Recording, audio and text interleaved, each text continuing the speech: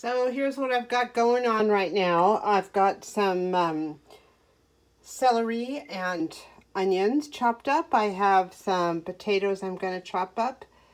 I have some chicken breasts I'm going to cut into smaller pieces.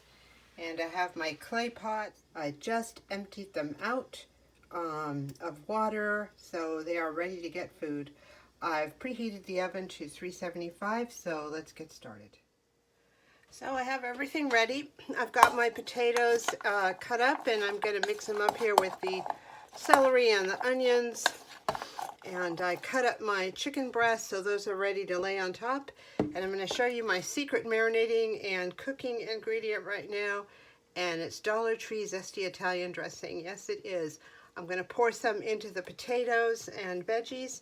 And the rest I'm going to put into the chicken. And let me tell you, it's just delicious. It has everything you need in it. There we go. Can get maybe 3 meals out of one of these bottles. Let's continue to mix those up. Give me another squirt. And then of course the chicken's going to be on top, so all those juices are going to come down on the veggies too, so we'll be good to go. I'm going to pour that into the container, my clay pot. Oh, it smells pretty good. And I'm going to go ahead and pour the rest of this. Let me move this over. It's a little crowded on this counter. There, I'm going to pour the rest of this on top of the chicken and just mix it up. $1. Nothing bad you can say about that. I cut up the chicken just so it cooks a little faster. Those breasts were enormous. They were really thick. And the cover, between the cover and the cutting up, they will cook a lot faster than if I just left them as they were. All right, there we are. And I'm going to take them right now and trade places with this and just lay them on top of the potatoes, just like that.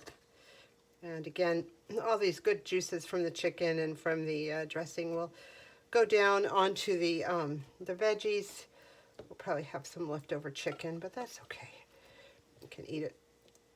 And there we go. And I'll take the rest of this sauce here, pour it on top, and we're going to put it straight into the 375 oven. Forgot to mention, you got to cover it up too.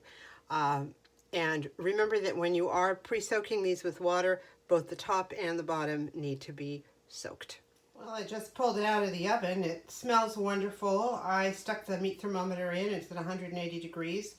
And I'm going to put it back in the oven uncovered for a few more minutes to brown up. And there's also quite a bit of liquid in the bottom, so that'll help maybe evaporate that a little bit. Left it in the oven another 5 or 10 minutes without a cover. If this had skin on it, these are boneless, skinless breasts, I probably would have left it in longer, but because the breasts are a little more delicate, I just wanted to dry them out a little bit.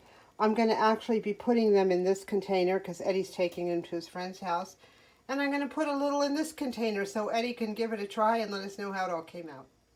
At the last minute, I decided to add some homemade cornmeal muffins. I will have the recipe linked below from a previous video I did. Eddie did try the chicken and potatoes when he was rushing in and out, said they were great. So I'm sending them on his way. He and his friend can have a nice dinner tonight. Dinner was evidently a great success because this is what I got back. An empty and clean dish. Eddie said his friend told him that I had outdone myself. So I was glad. If you see one of those clay cookers that I used in a thrift store, grab them. They're just wonderful. I'm going to be doing a lot more cooking in them in the future. Everything seems to come out great. Thank you so much for watching.